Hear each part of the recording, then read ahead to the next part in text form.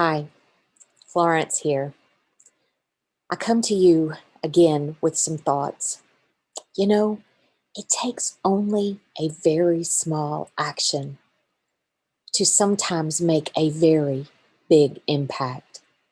So never lose an opportunity of urging a practical beginning, however small, for it is wonderful how in such matters the mustard seed germinates and roots itself.